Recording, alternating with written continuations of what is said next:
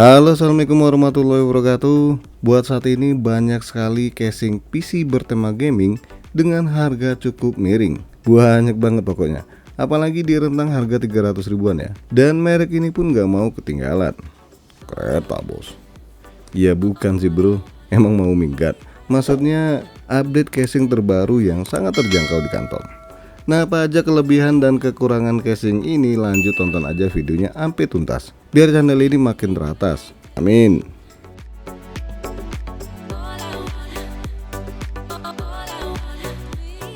Segotep Prime D White harga Rp320.000. Yang warna hitam ini lebih murah Rp10.000 nih dibanding warna putih. Untuk merek Segotep sendiri, distributor resminya adalah S-Gear. Yang minat silahkan buka aja link official store-nya di deskripsi. Supaya nggak salah beli, saya kasih tahu di awal aja nih. Casing ini hanya bisa dipasang motherboard MATX atau Mini ITX. Untuk panjang GPU yang bisa dipasang hanya 290 mm. Tinggi CPU cooler maksimal hanya 160 mm dan panjang power supply maksimal hanya 150 mm.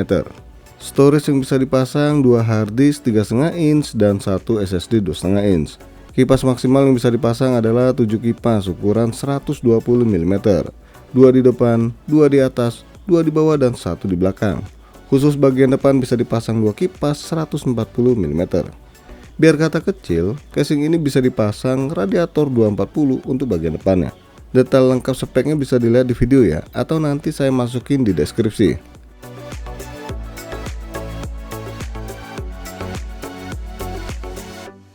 Dusnya ini bener-bener simple banget nih dan tergolong kecil. Di bagian depan udah kelihatan tampang casingnya, tapi ya samar-samar ya. Terus ada merek sama tipenya. Di bagian belakang kalian bisa lihat spek detail dari casing Segotep Prime D ini. Setelah dikeluarin, casingnya ini ternyata bener-bener imut-imut, kecil dan sederhana. Di cover depan casing ini ada logo Segotep yang cukup keren nih karena logonya timbul. Sama di area bawahnya ini terkesan bolong ya. Oke, kita buka dulu covernya nih. Masih rapet banget. Asli keras ya. Rada-rada ngeri sih buka cover ini. Khawatir pengunci cover pada merotol. Merotol apaan bos? Apa sih ya? Pada rusak maksudnya.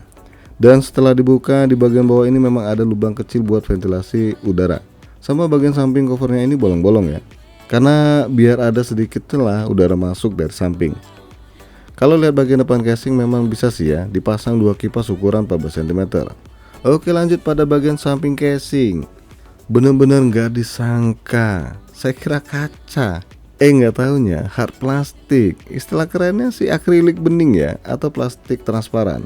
Dan kalau diperhatikan ini agak kebiru-biruan nggak sih? Tapi jelasnya bukan avatar ini ya. Tapi nanti aja deh kalian lihat hasilnya.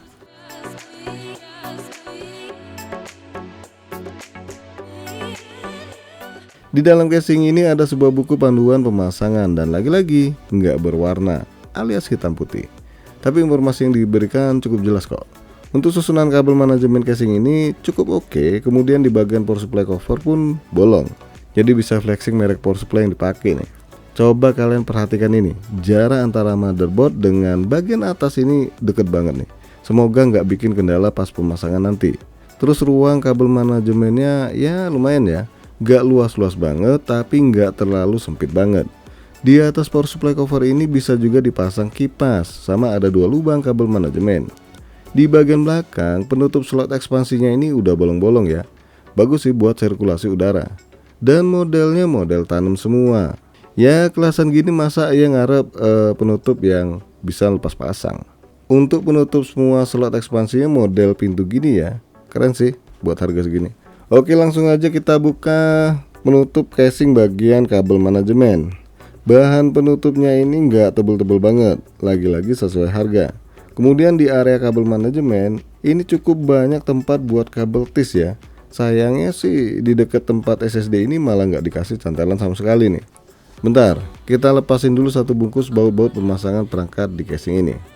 Standar ya, baut-bautnya udah pada hitam semua dan nggak ada bonus kabel tis. Untuk kabel-kabel casing ini udah black semua nih. Ada kabel front panel, konektor USB 2.0 sama HD audio, dan konektor USB 3.0. Lanjut di area power supply dan hard disk. Kelihatan banget ya, bener-bener press alias kecil sih ruangannya. Tapi biar kata kecil, Segotep kasih tempat harddisk yang layak nih. Gak macem yang lain tuh, main tempel ke body casing. Dan dudukan harddisk ginian udah umum banget ya, yang mana memang bisa dipasang dua harddisk 3,5 inch atau satu harddisk 3,5 inch dan SSD. Kalian bisa buka dudukan ini dengan membuka dua baut pengunci di bagian bawah casing. Di bagian kaki-kaki casing ini udah dikasih busa yang cukup tebel nih. Terus untuk power supply sendiri nggak dikasih dust filter. Tapi ya saya pribadi kalau ada ginian saya copot biar lebih maksimal buat nyedot udara dari luar. Terus di bagian atasnya ini ventilasi udaranya gede banget nih, udah hampir sebody. Dan seperti casing lainnya, dust filternya sangat mudah lepas pasang karena ada magnetnya. Kalau diperhatikan, ada motif huruf X di ventilasinya, yang mana motif ini juga ada di power supply cover ya. Di bagian atas ini juga ada tombol power, tombol reset, 2 kali USB 2.0, audio, dan 1 kali USB 3.0. Standar untuk casing gaming zaman now.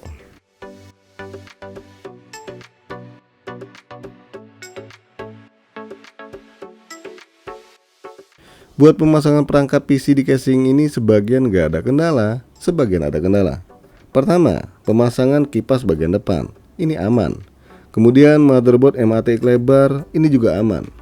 Berikut juga pemasangan kabel-kabel di casing motherboard. Terus pemasangan kartu grafis, aman juga. Ya karena memang VGA yang dipasang tergolong kecil. Nah pas mau pasang kipas bagian atas, dilalah nih. Kok dilalah ya? Maksudnya fan 1 yang sebelah kiri ini kepentok cover heatsink motherboard yang saya pakai. Aduh, jadi mau diapain juga ya tetap nggak bisa dipasang fan satunya lagi. Masa ya heatsink di motherboard mesti dicopot? Kan lucu, nggak lucu. Akhirnya cuma satu doang yang saya pasang di bagian atas ya. Tapi kalau kalian pakai motherboard H-series, harusnya nggak ada masalah di kipas ini. Untuk pemasangan power supply, nah ini dia nih, rada lumayan menguras tenaga. Karena power supply yang saya pakai kabelnya lumayan banyak ya, so di casing mungil ini jadi tantangan tersendiri buat masukin dan juga merapikan kabel-kabel di casing ini.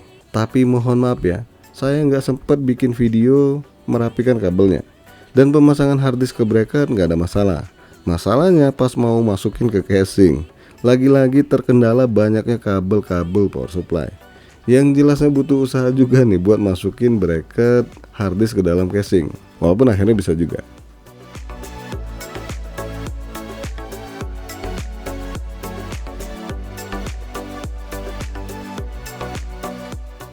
Nah, coba kalian lihat nih, isinya kabel power supply semua, asli. Bingung mau taruh lagi di mana kabel-kabelnya. Masa iya kabel power supply dipotong. Pas di bagian depan ya terbilang cukup rapi ya. Sayang sih fan atas kurang satu, jadi kurang gimana gitu ya ngeliatnya. Oke, saatnya kita hidupkan PC-nya. Lumayan cakep sih ya. Akriliknya ini kalau nggak dihidupin kan rada kebiru-biruan ya. Setelah dihidupkan ternyata berasa akrilik bening ya. Kebiru-biruannya malah hilang. Tapi saya berasa kurang enak ngelihatnya karena cuma bisa dipasang satu kipas di atasnya. Coba kalau dua ya, jelasnya lebih cakep lagi. Oke, kita tarik kesimpulan dari casing ini. Casing ini sejatinya cukup baik sih, asal pakai motherboard H-series. Power supply yang dayanya kecil karena biasanya minim kabel ya. Atau pakai power supply modular ukuran lebih kecil daripada umumnya. Kekurangan lain selain ruang casing yang bisa dibilang pas-pasan banget adalah masih pakai akrilik bukan kaca. Ya mungkin buat memangkas harga sih ya. Cuma kelebihan akrilik pas jatuh nggak langsung pecah. Lebih aman dari kaca, tapi kekurangannya akrilik ini rentan goresan ya. Jadi kalian wajib hati-hati buat membersihkan akrilik ini biar nggak banyak goresannya. Oh ya, terus satu lagi nih, nggak ada bonus kipas satupun dalam paket penjualannya. Ya kalau seandainya dikasih satu aja kipas FRGB bakal jadi nilai lebih. Oke guys, sampai di sini aja dulu bahasan casing murah harga 300 ribuan besutan Segotep. Jangan lupa support terus channel ini dengan cara subscribe, like, dan share. Terima kasih udah mampir di NK Channel.